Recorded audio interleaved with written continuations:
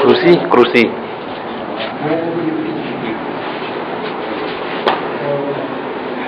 Bismillah, alhamdulillah, salatu wassalamu ala rasulillah wa ala alihi wa sahbihi wa mawala amma ba'du.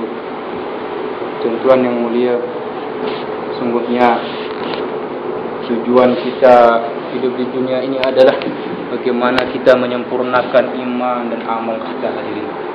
Kemudian hadirin subhanahu wa ta'ala, para nabi diutus ke muka bumi ini, tugas dia yakni yakhrijul ibad min ibadatil ibad ila ibadati rabbil ibad.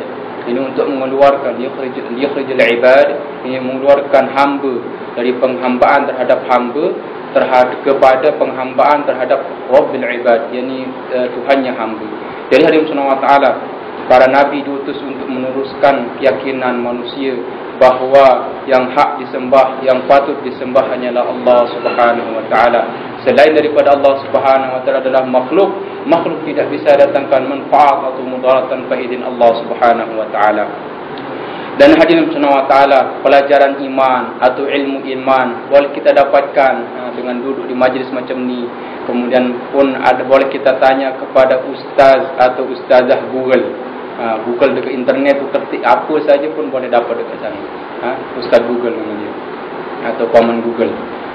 Tapi hadirin subhanahu wa ta'ala, ilmu iman senang kita dapat. Tapi hakikat iman atau amalan iman kita tidak akan mendapatkannya dengan cara duduk-duduk di majlis. Akan tetapi iman yang hakiki kita akan dapatkan dengan praktik, dengan usaha. Macam tongkat Nabi Musa, kita akan cerita masalah tongkat hadirin subhanahu wa ta'ala. Jadi kita banyak-banyak berkisah atau bercerita hadirin. Kenapa hadirin subhanahu wa ta'ala? Allah Subhanahu wa ta'ala juga bercerita dalam Al-Quran. Bercerita dalam Al-Quran banyak hadirin. Cerita Nabi Musa dalam An-Naml panjang sekali. Dalam surat At-Taha, dalam surat Taha Allah Subhanahu wa ta'ala firmankan, abadikan dalam Al-Quran. Allah Subhanahu wa ta'ala bertanya, "Wa ma tilka bi yaminika ya Musa?" Qala hiya 'asai atawakkau 'alayha wa ahushu biha 'ala ghanami wa liya fiha ma'arib ukhra. Qala alqiha ya Musa. Falqaha fa idha hiya hayyatun tas'a. Cerita Nabi Musa dikisahkan dalam Al-Quran surah Taha, hadirin subhanahu wa ta'ala. Musa yang hari-hari pegang tongkat, hadirin, yakin dengan tongkat. Maka ditanya oleh Allah Subhanahu wa ta'ala, "Wa ma tilka bi yaminika ya Musa?" Apa yang ada di tangan kanan kamu wahai Musa? Tengok kan. Maka dijawab, "Qala hiya 'asai." Ini adalah tongkatku ya Allah. Tongkatku ya. Tongkatku. Bukan milik tongkatku. Qala hiya 'asai atawakkau 'alayha wa hushu bi 'ala ghanami. Ini adalah tongkatku yang aku gunakan untuk bersandar apabila aku pusing atau untuk menengok-nengok sesuatu, untuk bersandar. Wa hushu bi 'ala ghanami, kadang-kadang aku gunakan untuk mengait dedaunan untuk ghanami, untuk kambing-kambingku. Untuk ternak kambing, mengembala kambing. Wa liya fiha ma'arib ukhra, dan bagiku masih banyak lagi manfaat-manfaat yang lain ya Allah. Tongkat, yakin pada Nabi Musa, yakin pada tongkat. Padahal hadirin subhanahu wa ta'ala, dalam surat An-Naml Allah Subhanahu wa ta'ala ceritakan bahawa Nabi Musa belajar iman dengan Nabi Syuaib 10 tahun.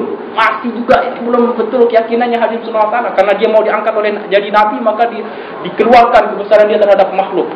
Qala alqiha ya Musa. Wahai Musa, lempar tongkat kamu. Tengok kan, ini tongkat bermanfaat. Kenapa Allah suruh lempar, suruh buang kan?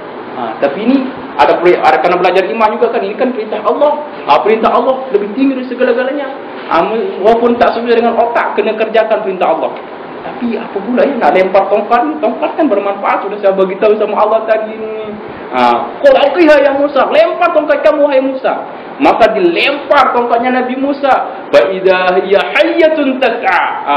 Ketika dia lempar, maka tiba-tiba tongkat tu menjadi hayyatun tas'a, ular yang bergerak dengan cepat. Dalam ayat yang lain disebutkan ular yang besar. Ular yang besar. Biasanya ular besar kan dia gerak dia lambatkan. Kalau ini hayyatun tas'a, besar kemudian tas'a, cepat bergerak dia. Dalam surat An-Naml, kalau dia Taha tadi diceritakan kalau Nabi Musa langsung kabur, tapi surat An-Naml disebutkan langsung kabur, lempar langsung kabur. Langsung tengok, tadi manfaat jadi mudarat, kabur. kabur, lari hadirin. Ada belakang adbar, ada belakang, lari hadirin semua. Dikejar juga sama ular. Dia pergi ke kiri, dikejar juga oleh ke kiri, pergi ke kanan, dikejar juga ke kanan, terus berhenti. Sampai turun perintah Allah Subhanahu wa taala, lanjutan ayat Tuhan tadi. Qala khudha ya Musa. Qala khudha wa la takhaf. Qala khudha, wahai Musa, khudha. Tangkap ular itu. Tadi suruh lempar, sekarang suruh tangkap. Woi, tangkap pula. Ini kan ular, ya Allah. Kalau saya tangkap nanti dia gigit saya. Ini pun sudah kabur, sudah lari kan. Kalau tangkap wahai Musa, kan tengok dalam otak kan, macam mana ni kalau saya tangkap nanti bahaya kan. Ingat lagi, ini perintah Allah. Apa yang terjadi, walaupun mati pun kena buat. Bila dibuat hadirin subhanahu wa ta'ala, dia nak pegang. Ular pun diam, nak pegang kan. Minta Allah nak pegang elor dia. Wahai Musa, jangan pegang ekor dia, pegang kepala dia, makin takut kan. Ular tu yang bahaya kepala dia, bukan ekor dia. Kalau bisa kan yang nekam tu kepala dia kan, kepala dia suruh pegang kan. Wala takhaf, dia nak pegang ke, wala takhaf, dan jangan kamu takut, pegang saja. Tapi walaupun sudah ada perintah Allah wala takhaf, masih juga takut kan. Ketika langsung diturunkan qala khudha wala takhaf sanu'iduha siratan ula, aku akan mengembalikannya kepada bentuk dia yang semula. Akan dikembalikan bentuk semula, langsung pegang cekrak, langsung berubah jadi tongkat. Sekarang ditanya, wahai Musa, apa yang ada di tangan kanan kamu? Di tangan kananku, ya Allah, kehendakmu. Jadi tidak sebut lagi tongkat, tadi cerita panjang-panjang manfaatnya ni kan. Kehendakmu ya Allah, engkau bisa berikan manfaat dengan tongkat ni, engkau juga bisa datangkan mudarat dengan tongkatku ini. Jadi sekarang sudah keyakinan terhadap tongkat hilang dah. Dengan praktik kan, tongkat sudah hilang dah. Sudah latih kau yakin ni tongkat nak buang macam mana bermanfaat. Dibuang-buangkan, sekarang yakinan tak ada lagi dekat tongkat. Jadi buang macam tu lah. Buang macam tu saja. Sebab tu karena Nabi Musa tak yakin dengan tongkat, walaupun tahu tongkat dia boleh berubah jadi ular kan. Ketika dikejar oleh Fir'aun, tentara Fir'aun kan, di depan lautan, di belakang tentara Fir'aun, dengan ribuan tentara, kiri kanan bukit, nak pergi mana kan. Kalau tahu dia keyakin dengan tongkat, sudah aja lempar tongkat ke belakang, pukul kepala Nabi Musa, pukul kepala Fir'aun kan mati. Tapi tak yakin Fir'aun dengan tongkat kan, tapi tunggu perintah Allah. Pukul lautan Allah pun terbelah. Jadi keyakinan sudah berubah hadir. Tapi sebelum berdakwah, setelah keyakinan dibetulkan oleh Allah Subhanahu wa taala, idhab ila fir'aun innahu tagha. Maka wahai Musa, sekarang kamu pergi kepada Fir'aun, dakwahkan kepada dia. Karena berdakwah kepada Fir'aun, sungguhnya dia sudah melampaui batas. Sampai Fir'aun mengatakan ana rabbukumul a'la, aku adalah Tuhan kalian yang paling tinggi. Tapi bertanya juga, ya Allah, kalau saya berdakwah dengan Fir'aun. Dan ceritanya kan dalam An-Naml itu, ceritanya sebelum lempar tongkat kan, dia punya isteri kan, ngembala kambing selama 10 tahun dinikahkan. Dinikahkan dengan anaknya Nabi Syuaib. Kemudian terus balik ke Mesir. Dia tengok api dekat Bukit Tursina sana. Ya tu kau orang rumah dia, kau tunggu sekejap dekat sini, saya nak ambil saya tengok api ke sana, saya nak ambil ke informasi dekat sana ke, atau ambil bagian daripada api ke sana kan. Itu terjadi macam tu cerita. Kemudian sekarang disuruh berdakwah kepada Fir'aun. Sudah berdakwah kepada Fir'aun. Kemudian, ya Allah, kalau saya berdakwah macam mana anak isteri saya? Saya yang bagi makan kan. Wah, langsung kan, masih belum juga kan ceritakannya. Tapi ada ceritakan kisah Nabi Musa yang ceritakan dalam Al-Quran, yang ceritakan dalam hadis.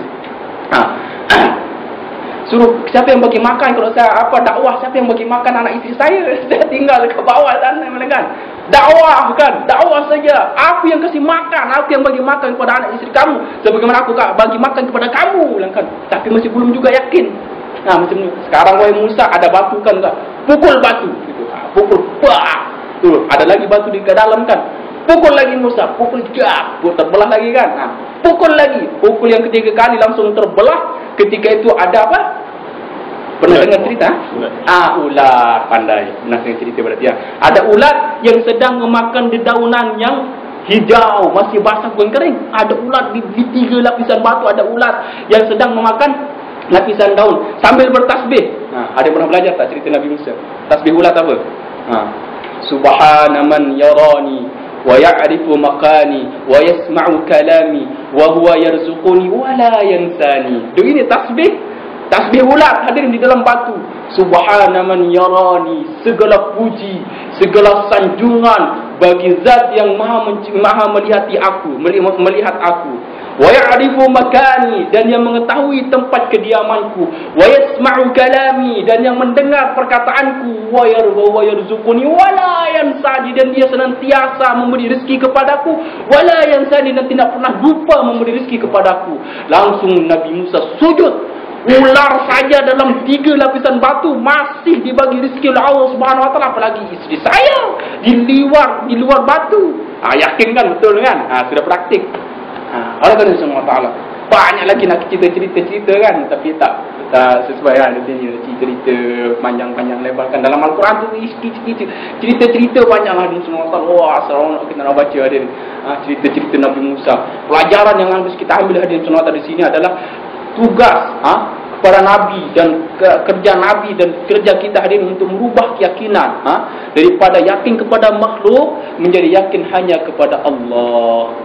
Untuk membentuk keyakinan ini hadirin subhanahu wa taala, kita latihanlah, terutama yang pernah belajar tauhid, belajar tasawuf kan. Sekarang nak praktik dekat Indonesia, ahli tasawuf tinggi-tinggi kan. Tapi pas kita keluar kan, mari kita keluar kan. Mari keluar ke mana? Keluar 3 hari, 40 hari, 4 bulan. Kalau keluar kau macam tu, macam mana? Macam jawapan Nabi Musa, siapa yang boleh makan anak isteri saya? Macam Allah. Dan selesai kan? Memang berat hadirin subhanahu wa taala kita tinggal, siapa yang bagi makan, siapa yang jaga ni. Tapi kalau kita sudah keluar nanti, baru tengok hadirin. Balik hadirin, Masya Allah, ternyata isteri saya masih hidup, anak saya pun masih makan. Ternyata bukan saya yang beri rezeki, tapi Allah yang letakkan rezeki. Itu banyak lagi pelajaran-pelajaran iman yang akan kita dapatkan kita keluar dari Allah Subhanahu Wa Taala. Itu saja kisah atau cerita pada hari ini. Kita macam cerita kan, tapi cerita yang akan meyakinkan kita bahawa Allah yang Maha Kuasa. Selain Allah tak ada kuasa apapun. La haula wala quwwata illa billah. Tiada daya dan kekuatan kecuali dengan pertolongan Allah Subhanahu Wa Taala. Untuk mendapatkan hakikat ini Subhanahu Wa Taala, kita keluar jalan Allah Subhanahu Wa Taala dengan harta dan diri. Kita tawajuh kepada Allah. Kita berjauhan dengan anak keluarga kita sebagaimana Nabi Musa dan Nabi Musa dan keluarga dia berjauh. Bahkan Nabi Musa ini dalam ceritakan dalam Al-Quran 40 hari 40 malam miqat kepada Tuhan mereka. Tuhan dia. Kita juga akan belajar miqat. Arba'ina yauman. Arba'ina yauman. Maka hadirin subhanahu wa ta'ala 40 hari, berapa bulan, banyak lagi hadirin subhanahu wa ta'ala. Oleh hadirin subhanahu wa ta'ala, itu saja yang dapat saya sampaikan. Yang baik datang dari Allah Subhanahu wa ta'ala, yang buruk, yang salah mohon diikhlaskan, mohon dimaafkan. 3 minggu ni 3 minggu ini hadirin subhanahu wa ta'ala kita nak belajar. 7 minggu ni. 23 hari bulan. Minggu ni pada tuan-tuan yang mulia yang belum pernah cuba usaha dakwah 3 hari kan, cuba saja macam mana naik perubahan. Macam kita nak cuba, yang sudah cuba kan, sudah tahu kan macam mana rasanya. Macam yang jaga-jaga panjang kan, sudah ada ini, berarti sudah dia cuba berkali-kali kan, cuba lagi kan. Dulu ada jawaban kan asbab 3 hari. Sembahyang ke masjid kan asbab 3 hari juga kan. Jadi yang belum cuba macam mana cobalah dulu. Dia kata, manis pak. Kita tak akan percaya kan. Durian ini manis pak, manis. Coba dulu baru kita yakin. Coba dulu. Betul manis. Baru itulah macam kita. Katanya tak. Kita bagus keluar 3 hari kan, bagus cerita kan. Cubalah dulu, yakini. Kalau baik terima, kalau tak baik tinggalkan, tak apa-apa. Itu saja. InsyaAllah ya, 3 hari kita niat insyaAllah. Kita kaum yang sudah keluar, yang sudah 3 hari tingkatkan jadi 40 hari, yang sudah 40 hari tingkatkan jadi 4 bulan, yang sudah 4 bulan tingkatkan menjadi setahun, yang setahun tingkatkan menjadi seumur hidup kan. InsyaAllah. Ini seumur hidup tingkat paling tinggi. InsyaAllah. Paling tinggi seumur hidup sampai mati. InsyaAllah.